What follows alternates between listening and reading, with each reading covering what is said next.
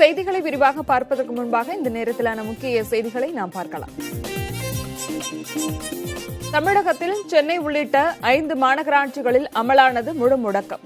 கட்டுப்பாடுகளை மீறுவோர் மீது கடும் நடவடிக்கை எடுக்கப்படும் என அறிவிப்பு.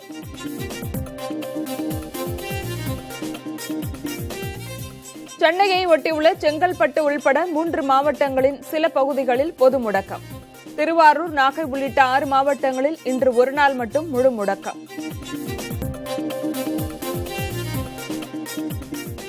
தமிழ்நாட்டில் கொரோனாவால் பாதிக்கப்பட்டோரின் எண்ணிக்கை 1821 உயர்வு. சிகிச்சை பெற்று வருவோரில் 52 விழுக்காடு பேர் குணமடைந்து விட்டதாக அமைச்சர் விஜயபாஸ்கர் தகவல். மதுரையில் கள்ளழகர் வைகையாற்றில் இறங்கும் நிகழ்ச்சி ரத்து. முக்கிய நிகழ்வுகளை இணையதளத்தில் ஒளிபரப்ப நிர்வாகம் ஏற்பாடு.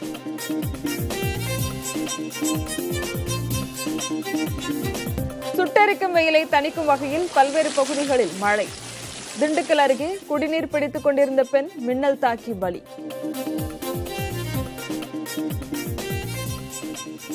சென்னையின் பல்வேறு பகுதிகளில் இடி மின்னலுடன் கோடை மழை. கடுமையான வெயில் கொளுத்து வந்த நிலையில் இயற்கையின் கருணை.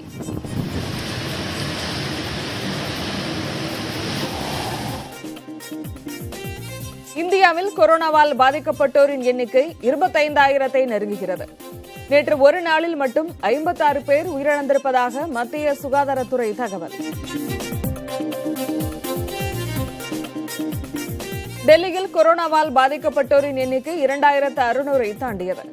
சிகிச்சை பெற்று வருகிறவர்களில் குணமடைவோர் எண்ணிக்கை குறைவதால் மாநில அரசு கவலை.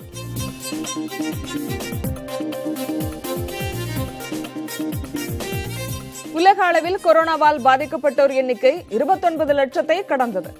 8,30,000-க்கும் மேற்பட்டோர் குணமடைந்ததால் பெருகுகிறது நம்பிக்கை.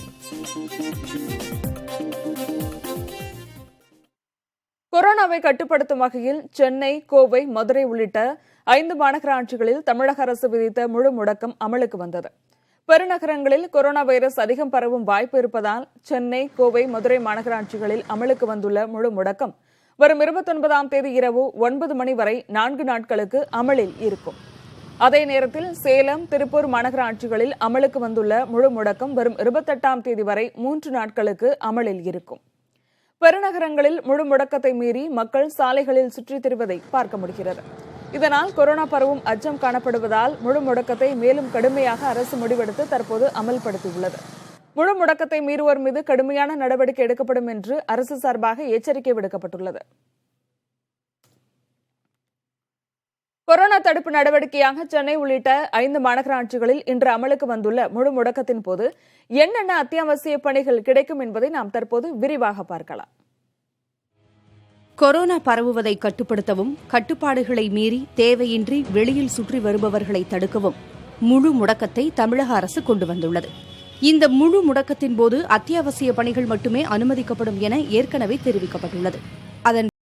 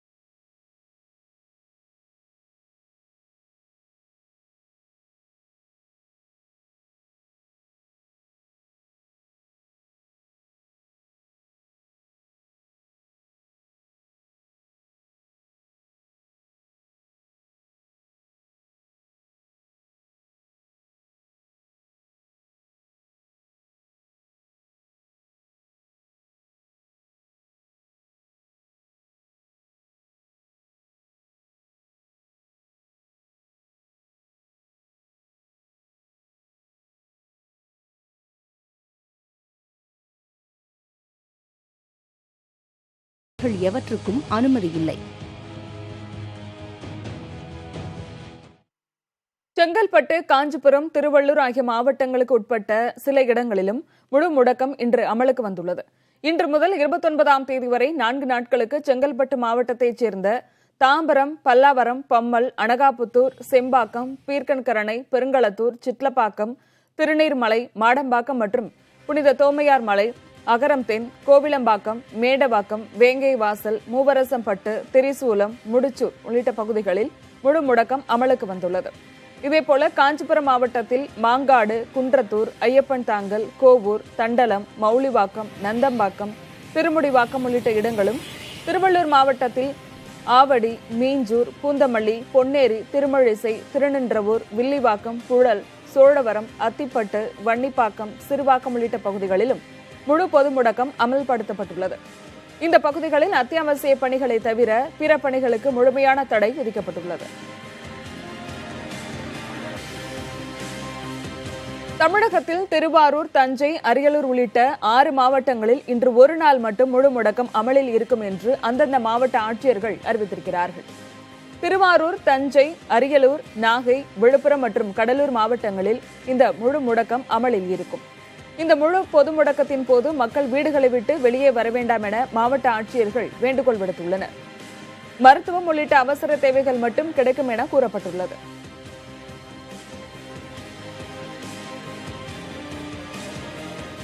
தமிழகத்தில் கோடை வெயில் சுட்டெரித்து வரும் நிலையில் பல இடங்களில் பரவலாக மழை பெய்தது. திண்டுக்கல் அருகே மின்னல் தாக்கியதில் பெண் ஒருவர் உயிரிழந்தார். திண்டுக்கல், நத்தம், அடியநூத்து உள்ளிட்ட பகுதிகளில் இடிமின்னலுடன் மழை பெய்தது. அந்நேரத்தில் அடியநூத்து பகுதியில் குடிநீர் குழாயில் தண்ணீர் வந்து கொண்டிருந்ததால் மழையையும் பொருட்படுத்தாமல் சிலர் தண்ணீர் பிடித்தனர். அப்போது திடீரென மின்னல் தாக்கியதில் லட்சுமி என்ற பெண் நிகழ்விடத்திலேயே உயிரிழந்தார். மேலும் காயமடைந்த 2 பேர் மருத்துவமனையில் சிகிச்சை பெற்று வருகின்றனர். தேனி மாவட்டம் பெரியகுளம் பகுதியில் அரை மணி நேரத்திற்கு மேலாக பரவலாக மழை பெய்தது. சோத்துப்பாறை, கல்லார், சில்வார்பட்டி உள்ளிட்ட இடங்களில் பெய்த மழையால் அப்பகுதியில் வெப்பம் தணிந்து குளிர்ச்சியான சூழல் காணப்பட்டது.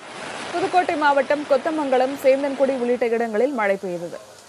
ஏற்கனவே அங்கு தண்ணீர் இல்லாமல் சாகுபடி செய்த பயிர்கள் கருகி வரும் சூழலில் இந்த மழை சிறிதளவு கை கொடுக்கும் என விவசாயிகள் கூறினார்கள். இதேபோல காஞ்சிபுரம், திருப்பத்தூர், ஆம்பூர் மற்றும் அதன் சுற்றுவட்டார பகுதிகளிலும் பரவலாக மழை பெய்தது. முழு முடக்கம் காரணமாக மக்கள் வீடுகளில் முடங்கிய நிலையில் கடும் வெப்பம் காரணமாக மக்கள் அவதியடைந்து வந்தனர். இந்நிலையில் திடீரென பெய்த மழை மக்களுக்கு சற்று ஆறுதலை தந்திருக்கிறது.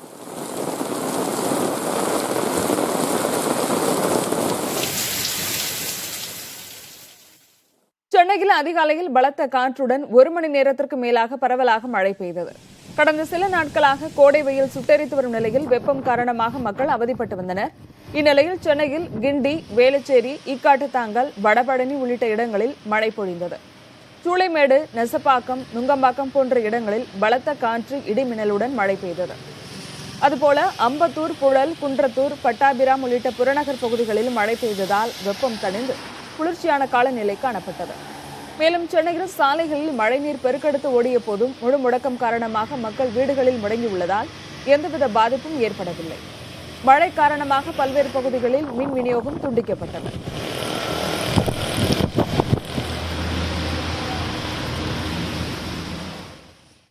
தமிழகத்தில் அடுத்த 5 நாட்களுக்கு மழை பெய்ய வாய்ப்பிருப்பதாக சென்னை வானிலை ஆய்வு மையம் தெரிவித்திருக்கிறது. கூடுதல் விவரங்களை செய்தியாளர் வேதவழியிடம் கேட்டு பெறலாம். வேதவழி, வானிலை ஆய்வு மையம் என்ன சொல்லியிருக்கு? முழுமையான தகவலை பதிவு செய்யுங்க. சரண்யா, இன்னைக்கு காலையில சென்னையுடைய பல்வேறு பகுதிகளிலும் மழை பெய்திருக்கு. குறிப்பாக விருகம்பாக்கம், அண்ணாநகர், சூளைமேடு, நுங்கம்பாக்கம், அமைந்தகரை, சேத்துப்பட்டு, அனகாபுத்தூர், பெருங்களத்தூர், வண்டலூர் உள்ளிட்ட சென்னையுடைய பல்வேறு பகுதிகளிலும் பரவலாக மழை பெய்தது.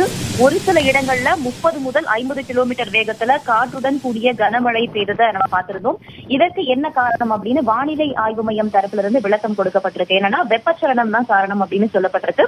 குறிப்பாக விசாகப்பட்டினத்துல தொடங்கிய அந்த மேகக்கூட்டத்துடைய நகர்வு நெல்லூர்ல இருக்கக்கூடிய மேகக்கூட்டத்தோடைய சேர்ந்து சென்னைக்கு ஒரு காற்றுடன் கூடிய கனமழையை இன்னைக்கு காலையில 1 மணி நேரத்திற்கும் மேலாக கொடுத்திருக்கு அப்படின்னே சொல்லலாம்.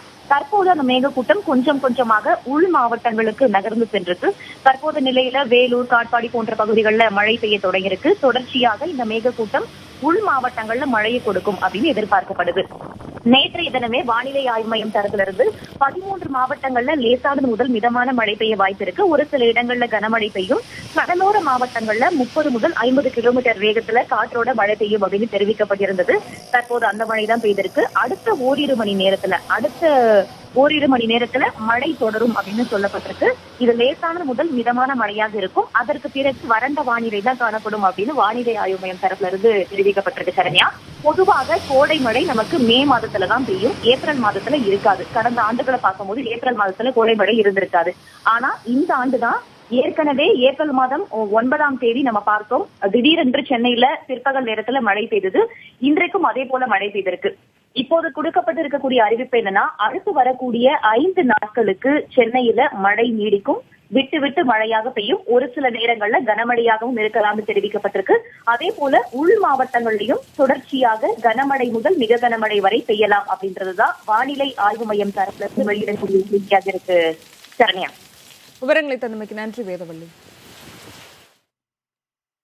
தமிழகத்தில் மேலும் 66 பேருக்கு கொரோனா தொற்று உறுதி செய்யப்பட்டுள்ளது. அதே வேளையில் பாதிக்கப்பட்டவர்களில் 52% மேற்பட்டோர் குணமாகிவிட்டனர்.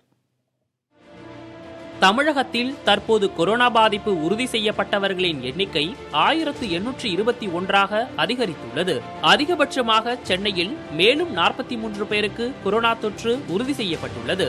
சிகிச்சையில் இருந்த ஒருவர் உயிரிழந்திருப்பதாக தெரிவிக்கப்பட்டுள்ளது. கொரோனா தொற்றால் பாதிக்கப்பட்ட 94 பேர் முழு உடல்நலம் பெற்றிருப்பதாகவும் சுகாதாரத்துறை தெரிவித்துள்ளது. கொரோனா தொற்றுக்கு உள்ளான 6 மருத்துவர்களும் ஒரு செவிலியரும் உடல்நலம் பெற்றிருப்பதாக கூறப்பட்டுள்ளது. மொத்தமாக குணமடைந்தவர்களின் எண்ணிக்கை 52% தாண்டியுள்ளது. இந்தியாவிலேயே அரசு மருத்துவமனையில் டெஸ்டிங் ஃபெசிலிட்டி அதிகமாக இருக்கக்கூடிய மாநிலம் நம்முடைய தமிழ்நாடு என்பது இந்த நேரத்தில் குறிப்பிடத்தக்கது. ஒரே நேரத்தில் நம்ம இன்றைக்கு 7000லிருந்து 8000 என்ற அளவுக்கு டெஸ்டிங் ஃபெசிலிட்டி நம்ம இன்க்ரீஸ் பண்ணியிருக்கிறோம். இன்னும் வரக்கூடிய ஓரிரு நாட்களில் ஒரு நாளைக்கு 10,000 பேருக்கு டெஸ்ட் பண்ணக்கூடிய அந்த அளவுக்கு இன்னைக்கு நம்ம கெப்பாசிட்டியை அரசுடைய சார்பில் அதை உயர்த்தி இருக்கிறோம் என்பதை இந்த நேரத்தில் நான் தெரிவித்துக் கொள்ள கடமைப்பட்டிருக்கின்றேன். டோட்டல் டிஸ்சார்ஜ் இன்று மட்டும் 94. இதுவரை மொத்தம் 960 பேர் இன்றோடு சேர்த்து, இன்றைக்கு இருக்கக்கூடிய 94 பேரையும் சேர்த்து இன்றோடு சேர்த்து 960 பேர் நம்முடைய அரசு மருத்துவமனைகளில் அவங்க பூர்ண நலன் பெற்று அவர்கள் இன்றைக்கு குணமடைந்து 2 மேண்டேட்டரி டெஸ்ட் எடுத்து லங் சயின்ஸ் எல்லாம் பார்த்து அவங்க ட்ரீட்மெண்ட் பண்ணிக்கிறோம். இது இந்திய அளவில் ஒரு பாராட்டத்தக்க, இன்றைக்கு மத்திய குழுவே பாராட்டிய ஒரு முக்கியமான அம்சம். அதாவது 52% நம்முடைய இந்த ரெக்கவரி ரேட் 52% உயர்ந்துட்டு இருக்கு. தொடர்ந்து நம்ம டிஸ்சார்ஜினுடைய எண்ணிக்கை உயர்ந்துட்டு இருக்கு. தமிழகத்தில் மாவட்ட வாரியாக கொரோனா பாதிப்பு எண்ணிக்கை குறித்து நாம் பார்க்கலாம். சென்னையில் ஒரே நாளில் 43 பேருக்கு நோய் தொற்று உறுதி செய்யப்பட்டதை அடுத்து பாதிக்கப்பட்டோர் எண்ணிக்கை 495 அதிகரித்துள்ளது. கோவை, திருப்பூர், திண்டுக்கல், ஈரோடு, நெல்லை ஆகிய மாவட்டங்களில் புதிதாக தொற்று கண்டறியப்படவில்லை. மதுரையில் புதிதாக 4 பேர் பாதிக்கப்பட்டுள்ளதை அடுத்து எண்ணிக்கை 60 அதிகரித்துள்ளது. நாமக்கல், தஞ்சை, திருவள்ளூர், திருச்சி ஆகிய மாவட்டங்களில் புதிதாக பாதிப்பு ஏற்படவில்லை. விழுப்புரத்தில் ஒருவருக்கு நோய் தொற்று கண்டறியப்பட்டுள்ளது. புதிதாக காஞ்சிபுரத்தில் 7 பேருக்கும், தென்காசியில் 5 பேருக்கும், பெரம்பலூர், விருதுநகர் மாவட்டங்களில் தலா 2 செங்கல்பட்டு, திருவண்ணாமலையில் ஒருவருக்கும் கொரோனா தொற்று உறுதி செய்யப்பட்டுள்ளது. மற்ற மாவட்டங்களில் புதிதாக நோய் தொற்று கண்டறியப்படவில்லை. தமிழ்நாட்டில் வருகிற 30ஆம் தேதியுடன் ஓய்வு பெறும் மருத்துவர் மற்றும் செவிலியருக்கு மேலும் 2 மாத காலம் பணி நீட்டித்து முதலமைச்சர் எடப்பாடி பழனிசாமி உத்தரவிட்டுள்ளார். இது தொடர்பாக அவர் வெளியிட்டிருக்கிற அறிக்கையில், ஏற்கனவே மார்ச் 31ஆம் தேதியுடன் ஓய்வு பெற வேண்டிய மருத்துவர், செவிலியர் மற்றும் மருத்துவ பணியாளர்களின் பணிக்காலம் மேலும் 2 மாதங்களுக்கு நீட்டிக்கப்பட்டு பணி செய்து வருவதாக குறிப்பிட்டுள்ளார். இந்நிலையில் வருகிற 30ஆம் தேதியுடன் ஓய்வு பெறும் மருத்துவர், செவிலியர், மருத்துவ பணியாளர்களுக்கும் மேலும் 2 மாத காலம் பணி நீட்டிப்பு செய்யப்படுவதாக முதலமைச்சர் அறிவித்துள்ளார். இதனைத் தொடர்ந்து 1323 செவிலியர் மற்றும் மருத்துவ பணியாளர்கள் மருத்துவ பணியாளர் தேர்வாணையம் மூலம் தேர்வு செய்யப்பட்டு பணி நியமன ஆணை வழங்கப்பட்டு வருவதாகவும் முதலமைச்சர் பழனிசாமி தெரிவித்துள்ளார். சென்னை மாநகராட்சியில் மேற்கொள்ளப்பட்டு வரும் கொரோனா தடுப்பு நடவடிக்கைகள் தொடர்பாக மத்திய குழுவினர் ஆய்வு மேற்கொண்டனர். தேசிய பேரிடர் மேலாண்மை ஆணைய கூடுதல் செயலாளர் திருப்புகழ் தலைமையில் நடைபெற்ற இந்த கூட்டத்தில் வருவாய் நிர்வாக ஆணையர் ராதாகிருஷ்ணன், சென்னை மாநகராட்சி ஆணையர் பிரகாஷ், சென்னை காவல் ஆணையர் AK விஸ்வநாதன் உள்ளிட்ட அதிகாரிகள் கலந்து கொண்டனர். சென்னையில் ஏற்பட்டுள்ள நோய் பாதிப்பு, தடுப்பு நடவடிக்கைகள், மேற்கொள்ளப்பட்டு வரும் முன்னெச்சரிக்கை ஏற்பாடுகள் தொடர்பாக மத்திய குழுவினர் கேட்டறிந்தனர். தேசிய அளவில் கொரோனா தொற்று தீவிரமாக இருக்கும் மாநகரங்களில் சென்னையும் இருப்பதால் மத்திய குழு ஆய்வு மேற்கொள்கிறது. இந்தியாவில் கொரோனாவால் பாதிக்கப்பட்டவர்களின் எண்ணிக்கை 25,000-ஐ நெருங்கும் நிலையில் 779 பேர் உயிரிழந்திருப்பதாக மத்திய சுகாதாரத்துறை தெரிவித்துள்ளது. நேற்று ஒரு நாளில் மட்டும் 56 பேர் உயிரிழந்திருப்பதாக கூறப்பட்டுள்ளது. இந்தியாவில் 24 மணி நேரத்தில் பதிவான அதிகபட்ச இறப்புகள் இதுதான் என தெரிவிக்கப்பட்டுள்ளது. நாட்டில் 18,900க்கும் அதிகமானோர் கொரோனாவிற்காக சிகிச்சை பெற்று வருவதாகவும் 5,000க்கும் அதிகமானோர் குணமடைந்து வீடு திரும்பியிருப்பதாகவும் உள்துறை அமைச்சகம் கூறியுள்ளது. பாதிக்கப்பட்டோரில் சுமார் 20.88% பேர் குணமடைந்துள்ளனர். சுகாதாரத்துறையின் புள்ளி விவரங்களின்படி அதிகபட்சமாக மகாராஷ்டிராவில் 6,817 பேருக்கு கொரோனா தொற்று ஏற்பட்டுள்ளது. குஜராத்தில் 2,815 பேருக்கு கொரோனா பாதிப்பு உறுதி செய்யப்பட்டுள்ளது. புதுச்சேரியில் வறுமை கோட்டுக்கு மேல் உள்ள அனைத்து குடும்பத்தினருக்கும் தலா 10 கிலோ இலவச அரிசி வழங்க மத்திய அரசு ஒப்புதல் அளித்திருப்பதாக முதலமைச்சர் நாராயணசாமி தெரிவித்துள்ளார். புதுச்சேரியில் நேற்று செய்தியாளர்களுக்கு பேட்டியளித்த அவர் இதனை கூறினார். வறுமை கோட்டுக்கு மேலே இருக்கிற மக்களுக்கு அரிசி போடுவதற்கு மத்திய அரசு ஒப்புதல் அளித்து அந்த கடிதம் இப்பொழுது எனக்கு வந்திருக்கிறது. வெகு விரைவில் புதுச்சேரி உள்ள மஞ்சள் அட்டைதாரர்கள் அனைவருக்கும் ஒரு அட்டைக்கு 10 கிலோ என்ற முறையில் 3 மாதத்திற்கு இந்த அரிசி வழங்குவதற்கான நடவடிக்கையை நாங்கள் விரைவில் எடுப்போம். புதுச்சேரியில் பொது முடக்கத்தை மீறி வெளியே சுற்றுபவர்களை காவல்துறையின் ட்ரோன் கேமராக்கள் தொடர்ந்து கண்காணித்து வருகின்றன. புதுச்சேரி கடற்கரையில் விளையாடிக் கொண்டிருந்த இளைஞர்களை காவல்துறையின் ட்ரோன் கேமரா தெறிக்கவிட்டது. கடற்கரையில் ஒன்று கூடி விளையாடிக் கொண்டிருந்த 20க்கும் மேற்பட்ட இளைஞர்கள் கேமராவை கண்டதும் சிதறி ஓட்டம் பிடித்தனர்.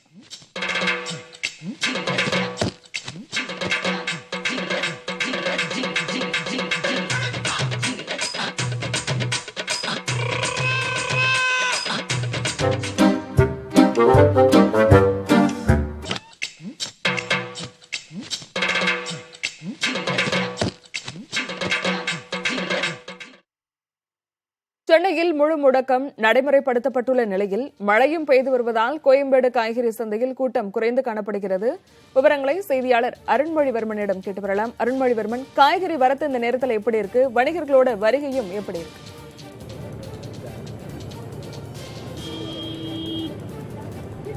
சரண்யா, இன்று காலை 6 மணி முதல் சென்னையில் முழு ஊரடக்கம் அமலில் வந்திருக்கிறது. இதன் காரணமாக காய்கறி கடைகள் முக்கியமாக திறந்திருக்காது என்று அரசு அறிவித்திருக்கும் ஒரு சூழலில் கோயம்பேடு மொத்த காய்கறி சந்தை வழக்கம் போல் இந்த 4 நாட்களும் இயங்கும் அப்படின்ற ஒரு அறிவிப்பையும் அவர்கள் வெளியிட்டிருந்தார்கள். இந்த சூழலில் நாம் கோயம்பேடு காய்கறி சந்தையில் பார்க்கும்போது வணிகர்கள் மற்றும் வாடிக்கையாளர்களின் எண்ணிக்கை அப்படின்றது மிக குறைந்த அளவிலேயே இருக்கும் ஒரு காட்சியை நம்மால் பார்க்க முடிகிறது. வழக்கமாக கோயம்பேடு காய்கறி சந்தையில் நிலவும் ஒரு கூட்டம் அப்படின்றது இல்லாத ஒரு சூழல் தான் இந்த பகுதியில் நிலவுகிறது. இதற்கு முக்கியமான காரணம், இன்று காலை முழு ஊரடங்கு பிறப்பிக்கப்பட்டிருந்தாலும் மழையும் தற்போது சென்னையின் பல்வேறு பகுதிகளில் தொடர்ச்சியாக பெய்து வருகிறது. இதன் காரணமாக மிக குறைந்த அளவிலான வாடிக்கையாளர்களே கோயம்பேடு காய்கறி சந்தைக்கு காய்கறிகளை வாங்கி செல்வதற்காக வந்திருக்கிறார்கள். அதில் நாம் குறிப்பாக பார்க்க வேண்டியது, வரக்கூடிய அந்த வாடிக்கையாளர்கள் அப்படின்றவங்க பெரும்பாலும் கோணிப்பைகள் எடுத்துக்கொண்டு அதிக அளவில் காய்கறிகளை விற்பனை செய்வதற்காக லோடு வண்டிகளில் வாங்கி செல்வதற்காக வந்திருக்கிறார்கள். ஏனென்றால் இந்த 4 நாட்கள் நடமாடும் வாகனங்களில் சென்று காய்கறிகளை வாடிக்கையாளர்களுக்கு விற்பனை செய்யலாம் என்று தமிழக அரசு அனுமதி வழங்கியிருக்கிறது. இதன் காரணமாக அது போன்ற வாகனங்களில் ஏற்றி சென்று விற்பனை செய்வதற்கு ஏதுவாக காய்கறிகளை வாங்கி செல்வதற்காக கணிசமான அளவிலான வாடிக்கையாளர்கள் வந்திருக்கிறார்கள். மேலும் இன்று அதிகாலை முதல் பல இடங்களில் சென்னையில் மழை பெய்து வருகிறது. அதன் காரணமாக காய்கறியின் வரத்து அப்படின்றது பெருமளவில் குறைந்திருப்பதாகவும் இங்கு இருக்கும் விற்பனையாளர்கள் தெரிவிக்கிறாங்க. வழக்கமாக பார்த்தோம்னால் 15 லாரி லோடு முட்டைக்கோஸ் கோயம்பேடு காய்கறி சந்தைக்கு ஒவ்வொரு நாளும் வரும். ஆனால் இன்றைய தினம் 4 லோடு தான் வந்திருக்கு. அது மாதிரி கேரட் அப்படின்னு பார்த்தோம்னா 12 லோடு லாரிகள் வரும். ஆனால் 2 லோடு லாரிகள் தான் இது வந்திருக்கு.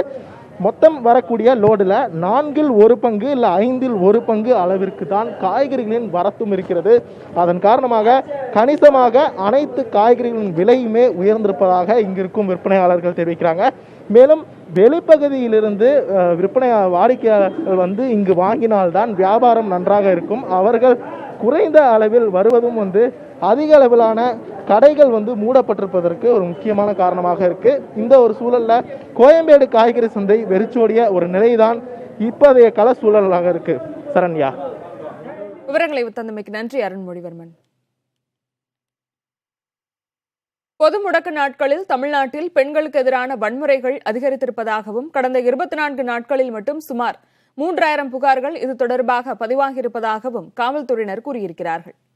பணிக்கு செல்லாமல் வீட்டிலேயே இருக்கும் சில பெண்களை தொடர்ந்து கொடுமைக்கு ஆளாக்குவதாக பெண்கள் மற்றும் குழந்தைகளுக்கு எதிரான குற்றத்தடுப்பு காவல்துறையினர் கூறியிருக்கின்றனர்.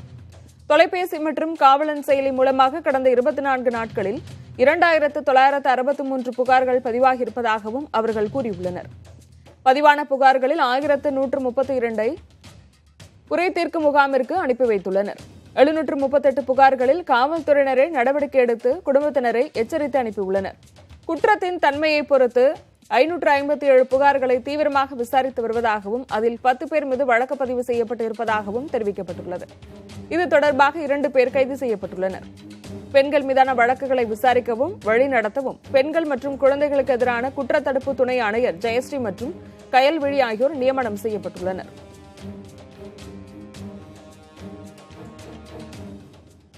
முழு முடக்க காலத்தின் போது குடும்ப வன்முறைக்கு உள்ளாகும் பெண்கள் தங்கள் பகுதி அங்கன்வாடி பணியாளர்களிடம் புகார் தெரிவிக்கலாம் என அறிவிக்கப்பட்டுள்ளது. பொது முடக்கம் அமல்படுத்தப்பட்டுள்ள காலத்தில் பெண்கள் அதிக அளவு குடும்ப வன்முறைக்கு உட்படுத்தப்படுவதாக தகவல்கள் வெளியாகின. இந்நிலையில் பெண்கள் சந்திக்கும் பிரச்சினைகளையும் பொருட்டு அங்கன்வாடி பணியாளர்களை ஒருங்கிணைப்பாளர்களாக தற்காலிகமாக செயல்பட ஆணை பிறப்பிக்கப்பட்டுள்ளது. இந்த முழு முடக்க நடைமுறை காலத்தில் குடும்ப வன்முறை சம்பவங்கள் தொடர்பான புகார்களை தங்களுடைய பகுதிக்குட்பட்ட அங்கன்வாடி பணியாளர்களை தொலைபேசி மூலமாக தொடர்பு கொண்டு தெரிவிக்கலாம் என அறிவுறுத்தப்பட்டுள்ளது. அங்கன்வாடி பணியாளர்களின் கைபேசி எண்கள் www.icds.tn.nic.in என்ற இணையதளத்தில் வெளியிடப்பட்டிருப்பதாக கூறப்பட்டுள்ளது.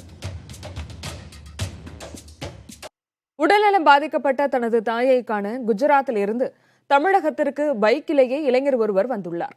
அகமதாபாத்தில் உள்ள தனியார் நிறுவனத்தில் சந்திரமோகன் என்பவர் பொறியாளராக பணிபுரிந்து வருகிறார்.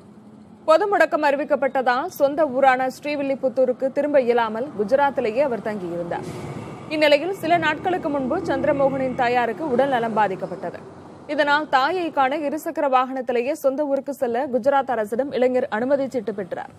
பிறகு பயணத்தை தொடங்கிய அவர் சுமார் 2300 கிலோமீட்டர் தூரத்தை 4 நாட்களில் கடந்து தமிழகம் வந்தடைந்துள்ளார். கரூர் அருகே செய்தியாளர்களை சந்தித்த அவர் வழிநெடுக உணவகங்கள் இல்லை என்றும் தண்ணீர் மற்றும் பிஸ்கட் ஆகியவை மட்டுமே கிடைத்ததாகவும் கூறினார்.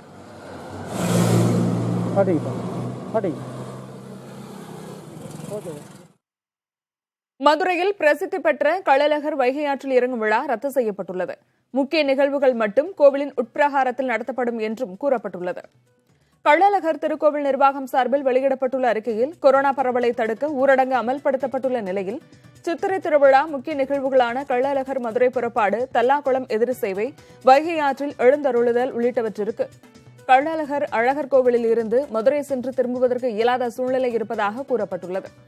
திருவிழா இடைநிற்றல் இல்லாமல் இருக்கும் பொருட்டு அடுத்த மாதம் 8ஆம் தேதி திருவிழாவின் முக்கிய நிகழ்வான மண்டூக மகரிஷிக்கு மோட்சம் அளிக்கும் நிகழ்ச்சி மற்றும் பிராணமாசித்தல் நிகழ்ச்சி மட்டும் உரிய பாதுகாப்பு நெறிமுறைகளை பின்பற்றி கோவிலின் உட்பிரகாரத்தில் நடத்தப்படும் என தெரிவிக்கப்பட்டுள்ளது. இந்த நிகழ்ச்சிகளில் கலந்து கொள்ள பக்தர்களுக்கு அனுமதி இல்லை என்பதால் www.tnhrce.gov.in என்ற இணையதளம், யூடியூப் மற்றும் முகநூல் மூலமாக மாலை 4:30 மணி முதல் 5 மணி வரை நேரடியாக ஒளிபரப்ப ஏற்பாடு செய்யப்பட்டிருப்பதாக கூறப்பட்டுள்ளது. ஒவ்வொரு ஆண்டும் கள்ளழகர் வைகை ஆற்றில் இறங்கும் நிகழ்வில் கலந்து கொள்ள லட்சக்கணக்கானவர்கள் குவிவார்கள். கொரோனா பரிசோதனையில் தவறான முடிவுகளை காட்டும் ரேபிட் கருவிகளை கொள்முதல் செய்ய தடை விதிக்க கோரி சென்னை உயர்நீதிமன்றத்தில் வழக்கு தொடுக்கப்பட்டுள்ளது. கொள்முதல் செய்யப்பட்ட ரேபிட் கருவிகளை புனேவில் இருக்கக்கூடிய தேசிய நச்சு உயிரியல் ஆராய்ச்சி நிறுவனத்தில் சோதனைக்கு உட்படுத்தப்படவில்லை என மனுதாரர் தரப்பில் தெரிவிக்கப்பட்டுள்ளது. எந்த பரிசோதனைக்கும் உட்படுத்தப்படாமல் கொரோனா பரிசோதனைக்கு பயன்பட்டுள்ள ரேபிட் கருவிகளை கொள்முதல் செய்ய தடை விதிக்க வேண்டும் என வழக்கறிஞர் ML ரவி பொதுநல மனு ஒன்றை தாக்கல் செய்துள்ளார். தவறான முடிவுகளை ரேபிட் கருவிகள் காட்டியதால் அவை மூலமாக கொரோனா பரிசோதனை மேற்கொள்வதை நிறுத்தி வைக்க மத்திய அரசு பிறப்பித்துள்ள உத்தரவும் சுட்டிக்காட்டப்பட்டுள்ளது. மேலும் தேசிய நச்சு உயிரியல் ஆராய்ச்சி நிறுவனத்தின் ஆய்வுக்குட்படுத்திய பிறகே ரேபிட் கிட்டுகளை பயன்படுத்த வேண்டும் என மத்திய அரசுக்கு உத்தரவிடவும் கோரிக்கை விடுக்கப்பட்டுள்ளது. இந்த மனு விரைவில் விசாரணைக்கு எடுத்துக் கொள்ளப்பட உள்ளது. கோவை மாவட்டம் பொள்ளாச்சியில் கிரிக்கெட் விளையாடிக் கொண்டிருந்த இளைஞர்கள் ட்ரோன் கேமராவை கண்டு தெரித்து ஓடும் காட்சிகள் வெளியாகியுள்ளன. மக்கினப்பட்டியை சேர்ந்த இளைஞர்கள் ஊர் எல்லையில் கிரிக்கெட் விளையாடுவதாக பொதுமக்கள் காவல்துறையினருக்கு தகவல் கொடுத்தனர். இதனையடுத்து அப்பகுதிக்கு சென்று கிழக்கு காவல் நிலைய ஆய்வாளர் மகேந்திரன் ட்ரோன் கேமராவை கிரிக்கெட் மைதானத்தை நோக்கி பறக்கவிட்டார். இதனை கண்ட இளைஞர்கள் செருப்பை கையில் எடுத்துக்கொண்டு தலை தெறிக்க ஓட்டம் பிடித்தனர். இளைஞர்கள் தப்பிக்க முயற்சித்தால் வீடு தேடி வருவோம் என ஒலிபெருக்கி மூலமாக காவல்துறை எச்சரிக்கை செய்ததை அடுத்து அனைத்து இளைஞர்களும் சரணடைந்தார்கள். அவர்களை சமூக இடைவெளியுடன் நிற்க வைத்து காவல் ஆய்வாளர் மகேந்திரன் விலகி இரு, விழித்திரு, வீட்டிலிரு என்ற வாசகத்தை உறுதிமொழி ஏற்க வைத்துவிட்டு வீட்டிற்கு அனுப்பி வைத்தார்.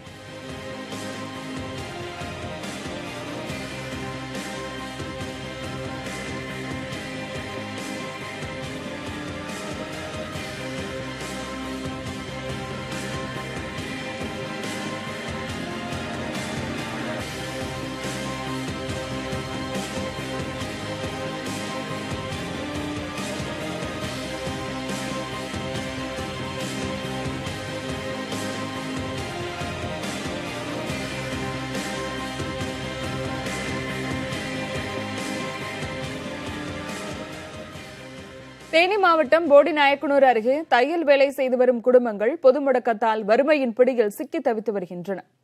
ரெங்கநாதபுரம் பகுதியில் உள்ள 200க்கும் மேற்பட்ட குடும்பங்களைச் சேர்ந்தவர்கள் பலவித துணி ரகங்களை தைத்து அதில் வரும் வருமானத்தை கொண்டு வாழ்க்கை நடத்தி வந்தனர். ஆனால் தற்போது ஜவுளி கடைகள் அனைத்தும் மூடப்பட்டு மக்கள் அனைவரும் வீட்டிற்குள்ளேயே முடங்கியிருக்கும் சூழல் ஏற்பட்டிருப்பதால் வாழ்வாதாரம் இழந்திருப்பதாக அவர்கள் கூறுகிறார்கள். உணவுப் பொருட்களை வாங்குவதற்கு கூட பணமில்லாத நிலைக்கு தள்ளப்பட்டுள்ளதால் தமிழக அரசு நிவாரணம் வழங்க வேண்டும் என தையல் தொழிலாளர்கள் கோரிக்கை விடுத்துள்ளனர்.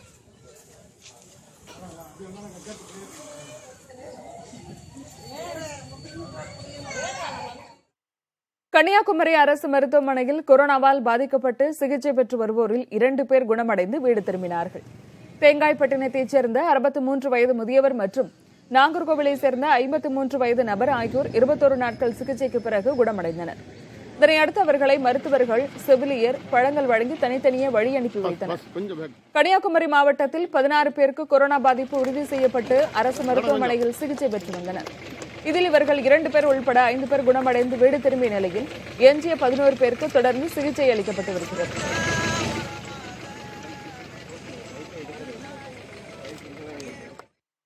விருதுநகர் மாவட்டம் அருப்புக்கோட்டை அருகே விளையாடிக் கொண்டிருந்த இளைஞர்கள் ட்ரோன் கேமராவை கண்டு தெரித்து ஓடிய வீடியோ வெளியாகியுள்ளது.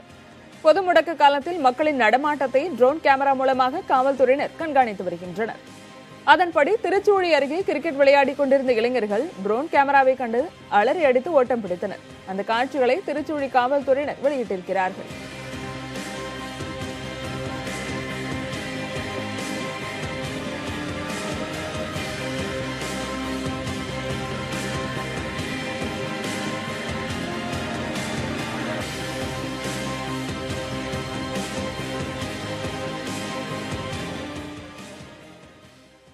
புதுக்கோட்டை மாவட்டத்தில் ஒரே நாளில் பல்வேறு பகுதிகளில் இருந்து 1500 லிட்டர் கள்ளச்சாராயம் பறிமுதல் செய்து அழிக்கப்பட்டுள்ளது.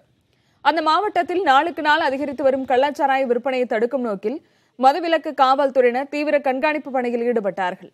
அப்போது ஆலங்குடி அருகே கோட்டைக்காடு கிராமத்தில் வாழைத் தோட்டத்தில் பதுக்கி வைக்கப்பட்டிருந்த 700 லிட்டர் கள்ளச்சாராயம் கீழே ஊற்றி அழிக்கப்பட்டது. அதேபோல கந்தர்வக்கோட்டை அருகே அரவம்பட்டி கிராமத்தில் 400 லிட்டர் கள்ளச்சாராயத்தை பறிமுதல் செய்து அழித்த காவல்துறையினர் இது தொடர்பாக தங்குதுரை என்பவரை கைது செய்தார்கள். அதேபோல குறும்பிவயல் கிராமத்திலும் கணேஷ் நகர் பகுதியிலும் 400 லிட்டர் கள்ளச்சாராயம் பறிமுதல் செய்து அழிக்கப்பட்டது.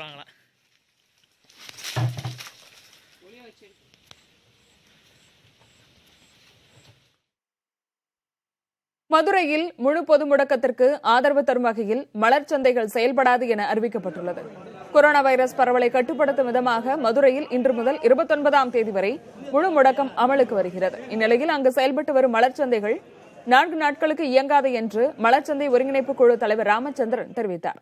மேலும் விளைவிக்கப்படும் பூக்கள் வாசனை திரவிய தொழிற்சாலைகளுக்கு அனுப்பப்படும் என்றும் அவர் கூறினார். ரேஸ்கோர்ஸ் மைதானம், ஆரப்பாளையம் பேருந்து நிலையம் ஆகிய பகுதிகளில் தற்காலிகமாக மலர்ச்சந்தை செயல்பட்டு வந்தது குறிப்பிடத்தக்கது.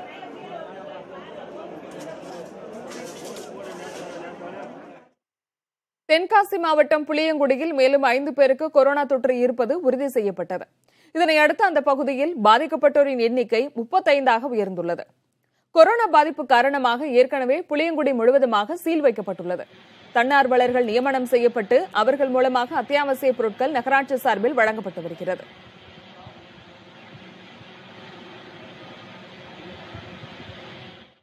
வேலூர் மாவட்டத்தில் இருந்து இனி வெளி மாநிலம், வெளி மாவட்டத்திற்கு செல்ல வாகன அனுமதி சீட்டு வழங்கப்படாது என ஆட்சியர் சண்முக சுந்தரம் அறிவித்துள்ளார்.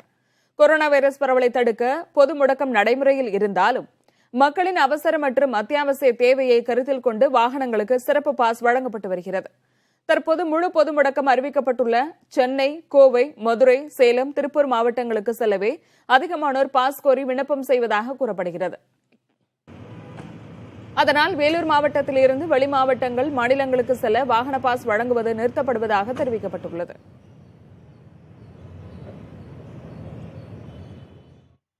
கொரோனா தொற்று காரணமாக கோவை மாவட்டத்தில் 2வது காவல் நிலையம் மூடப்பட்டது.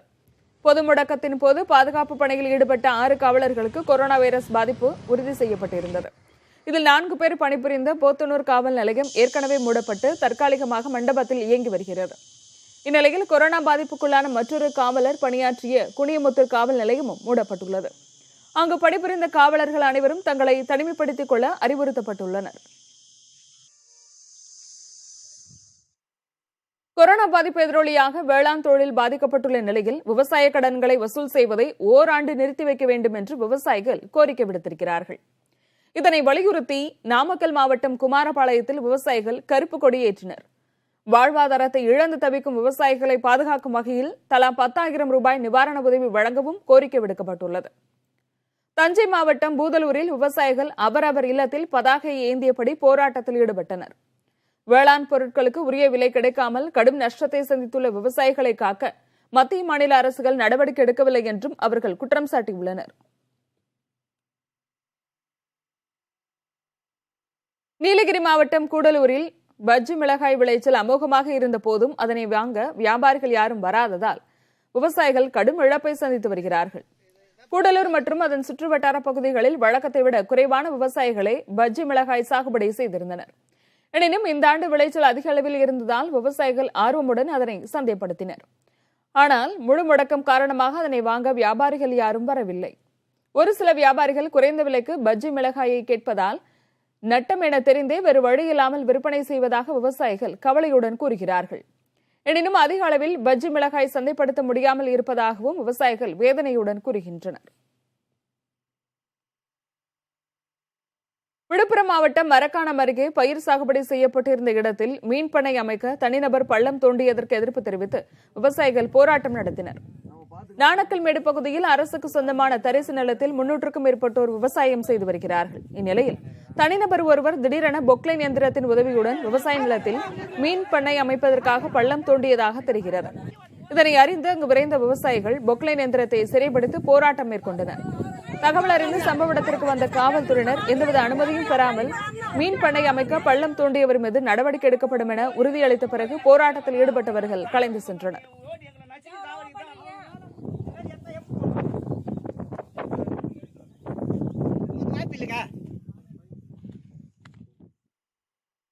சுடுகாட்டில் வசிக்கும் பெண்ணிற்கு புதிய தலைமுறை செய்தி எதிரொலியாக பசுமை வீட்டிற்கான ஆணை வழங்கப்பட்டது. விழுப்புரம் மாவட்டம் செஞ்சி அடுத்த களத்தம்பட்டு கிராமத்தில் உள்ள சுடுகாட்டில் பிரமிளா என்ற பெண் தன்னுடைய 6 குழந்தைகளுடன் வசித்து வருவதாக புதிய தலைமுறையில் செய்தி வெளியானது. இதனைத் தொடர்ந்து பெண்ணின் நிலைமையை அறிந்து கொண்ட அமைச்சர் சி வி சண்முகம் பிரமிளாவிற்கு 2 சென்ட் நிலமும் 2,20,000 ரூபாய் மதிப்பில் பசுமை வீட்டிற்கான ஆணையையும் வழங்கினார். செஞ்சி வட்டார வளர்ச்சித்துறை அலுவலகத்தில் நடைபெற்ற இந்த நிகழ்ச்சியில் கொரோனா தடுப்பு நடவடிக்கைகளில் ஈடுபட்டு வரும் தூய்மை பணியாளர்களுக்கு அத்தியாவசிய பொருட்களையும் அமைச்சர் விநியோகம் செய்தார். தலைநகர் டெல்லியில் கூடுதல் கடைகளை திறந்து கொள்ளலாம் என்று அம்மாநில அரசு தெரிவித்துள்ளது. ஆனால் கட்டுப்படுத்தப்பட்ட பகுதிகளில் தளர்வுகள் எதுவும் கிடையாது என்றும் அறிவிக்கப்பட்டுள்ளது. டெல்லியில் நேற்று மற்றும் 111 பேருக்கு கொரோனா தொற்று உறுதி செய்யப்பட்டுள்ளது. இதனால் கொரோனா வைரஸால் பாதிக்கப்பட்டோரின் 2625 அதிகரித்துள்ளது.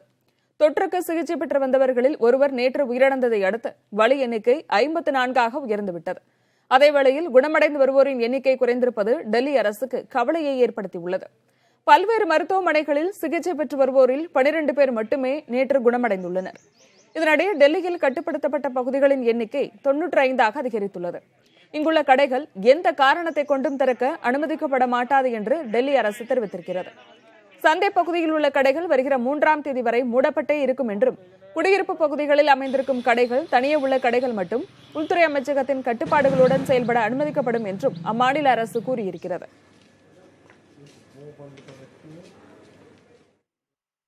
மனித குலத்திற்கு மாபெரும் அச்சுறுத்தலாக உருவெடுத்திருக்கும் கொரோனா வைரஸ் உலகம் முழுவதும் இதுவரை 2 லட்சத்திற்கும் மேற்பட்டோரின் உயிரை காவு கொண்டுள்ளது. சீனாவில் தோன்றி சுமார் 200 நாடுகளில் பரவியிருக்கும் இந்த கொடிய வைரஸ் உலக அளவில் 29 லட்சம் பேரை பீடித்திருக்கிறது. அதிகபட்சமாக அமெரிக்காவில் 9,60,000க்கும் மேற்பட்டோர் வைரஸ் தொற்றால் பாதிக்கப்பட்டிருக்கிறார்கள். இந்த கொடிய வைரஸ் அந்நாட்டில் மட்டும் 54,000க்கும் மேற்பட்டோரின் உயிரை பறித்திருக்கிறது.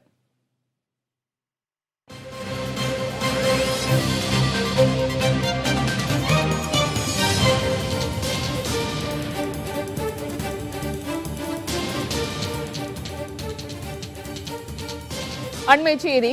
இந்தியாவில் கொரோனாவால் பாதிக்கப்பட்டோர் எண்ணிக்கை 26,000ஐ தாண்டியிருக்கிறது. நோய் தொற்று கண்டறியப்பட்டவர்களின் எண்ணிக்கை 24,942 26,000ஐ கடந்திருக்கிறது. நோய் தொற்றிலிருந்து குணமடைந்தவர்களின் எண்ணிக்கை 5,210 மேலும் உயர்ந்திருக்கிறது. அண்மை செய்தியாக பார்க்கிறோம்.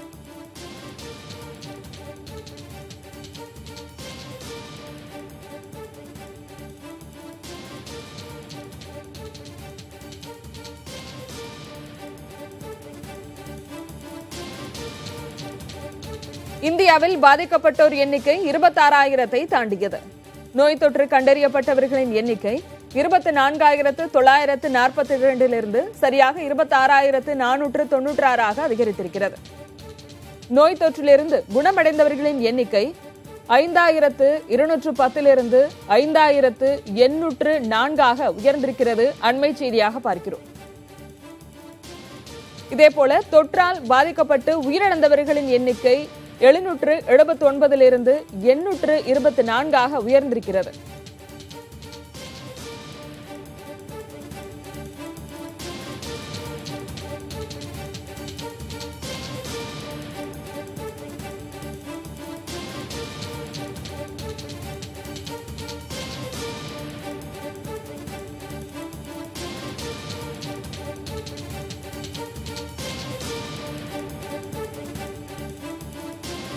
இந்தியாவில் பாதிக்கப்பட்டோர் எண்ணிக்கை 26,000ஐ தாண்டியது. நோய் தொற்று கண்டறியப்பட்டவர்களின் எண்ணிக்கை 24,942 26,496 அதிகரித்துள்ளது. இந்தியாவில் ஒரே நாளில் 1,500க்கும் மேற்பட்டோர் பாதிக்கப்பட்டிருக்கிறார்கள்.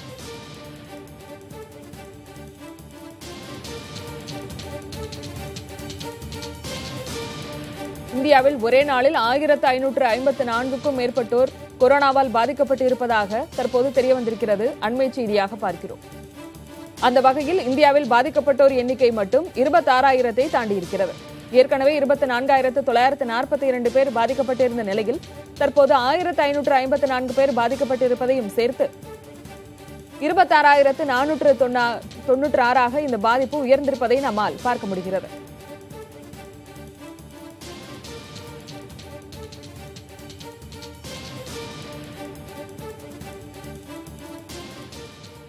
மதுரை மாநகராட்சியில் முழு முடக்கம் அமல்படுத்தப்பட்டுள்ள நிலையில் அங்கு தற்போது இருக்கக்கூடிய சூழல் தொடர்பாக செய்தியாளர் நாகேந்திரனிடம் நாம் கேட்டு பெறலாம். நாகேந்திரன், மதுரையை பொறுத்த வரைக்கும் முழு முடக்கம் அமலாக்கம் என்பது எப்படி இருக்கு?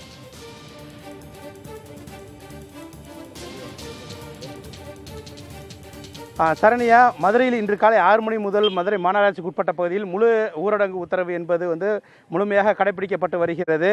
இது பார்த்தோம் என்றால் மதுரை மாநகராட்சிக்கு உட்பட்ட இந்த 100 வார்டு பகுதிகளில் உள்ள 43 தற்காலிக காய்கறிகள் மற்றும் பல அந்த மார்க்கெட்டுகள் முழுமையாக அடைக்க மதுரை மாவட்ட ஆட்சியர் உத்தரவிட்டிருக்கிறார். அதேபோல் மதுரை மாநகராட்சிக்கு உட்பட்ட இந்த பகுதிகளில் மீன் கடைகள் மற்றும் இறைச்சி கடைகள் திறந்து விற்பனை செய்யவும் தடை விதிக்கப்பட்டிருக்கிறது.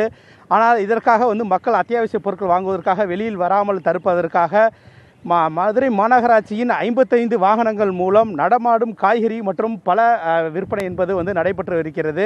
இதில் வந்து பார்த்தோம் என்றால் 16 காய்கறிகள் கொண்ட ஒரு தொகுப்பு அந்த பை என்பது 100 ரூபாய்க்கும், 6 பழங்களை கொண்ட ஒரு தொகுப்பு பை வந்துட்டு 100 ரூபாய்க்கு வந்து மதுரை மாநகராட்சியால் விற்பனை செய்யப்பட்டு வருகிறது. மதுரை மாநகராட்சிக்கு உட்பட்ட இந்த பகுதிகளில் வந்து மக்களின் நடமாட்டத்தை குறைக்கும் வகையில் வந்து மதுரை மாநகர காவல்துறை ஆணையர் டேவிட்சன் தேவ ஆசீர்வாதம் அவரது உத்தரவின் பேரில் சுமார் 800க்கும் மேற்பட்ட காவல்துறையினர் மாநகரின் பல்வேறு பகுதிகளில் பாதுகாப்பு பணிகளில் வந்து ஈடுபட்டு வருகிறார்கள். இந்த சாலைகளில் வரக்கூடிய வாகனங்கள் எந்த வாகனங்களாக இருசக்கர மற்றும் 4 சக்கர வாகனங்கள் எதுவாக இருந்தாலும் அத்தியாவசிய பொருட்கள் கொண்டு செல்லும் வாகனங்கள் அத்தியாவசிய பணிகளுக்காக செல்வோர்களை மட்டும் வந்து விசாரித்து அனுப்பி வருகிறார்கள். இது இன்று வந்து முழு இந்த ஊரடங்கு உத்தரவு காரணமாக அனாவசியமாக சாலையில் சுற்றித் திரிபவர்கள் யாரும் இதுவரை வந்து யாரும் இந்த மதுரை மாநகருக்கு உட்பட்ட நாம் நிற்கக்கூடிய இந்த கோரிப்பாளையம் தேவர் சிலை பகுதியில் வந்து யாரும் இதுவரை வரவில்லை. அந்த மருத்துவ பணிகளுக்கு செல்லக்கூடியவர்கள், சுகாதார பணிகள் மற்றும் தூய்மை பணியாளர்கள், வருவாய் மற்றும் இந்த துறைகளை சார்ந்தவர்கள் மட்டுமே வந்து அவர்களது பணிகளை முடித்தும் அவர்களது பணிக்கும் வந்து அவர்கள் சென்று கொண்டிருக்கக்கூடிய அந்த காட்சிகளையும் வந்து நமது ஒளிப்பதிவாளர் வந்து குணா வந்து காட்டிக் கொண்டிருக்கிறார். மதுரை மாநகரை பொறுத்த வரைக்கும் முழு ஊரடங்கு உத்தரவு வந்து எப்படி பிறப்பிக்கப்படுகின்றது என்பதை குறித்தும் மதுரை மாவட்ட ஆட்சியர் டிஜி வினய் மற்றும் மதுரை மாநகராட்சியின் ஆணையர் விசாகன் மற்றும் மதுரை மாநகர காவல் ஆணையர் டேவிட்சன் தேவாசீர்வாதம் மதுரை மாநகருக்கு உட்பட்ட அனைத்து பகுதிகளிலும் வந்து அவர்கள் தொடர்ந்து கண்காணிப்பில் ஈடுபட்டு வருகின்றனர். சரண்யா, களத்திலிருந்து விவரங்களை தந்தமைக்கு நன்றி நாகேந்திரன். அண்மை செய்திகளுக்கு இணைந்திருங்கள் புதிய தலைமுறையுடன்.